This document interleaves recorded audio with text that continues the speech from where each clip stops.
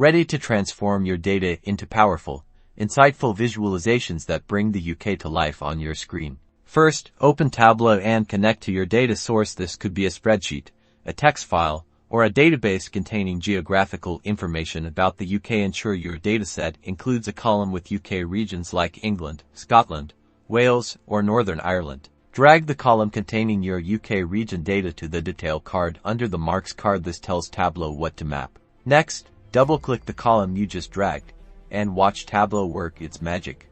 You'll probably see a world map initially, but don't worry, we are going to bring it home. Click Show Me in the top right corner and select the map option. Tableau will then identify the UK regions. This gives you basic geographical shapes. Now, let's make this map visually compelling. Drag another numerical column, like sales or population, to the color option within the marks card. This will color code your map based on the values in that column. You've created a dynamic UK map. You can further customize it by adding labels, adjusting colors, and filtering specific regions for detailed analysis. Now you can pinpoint trends and make data-driven decisions.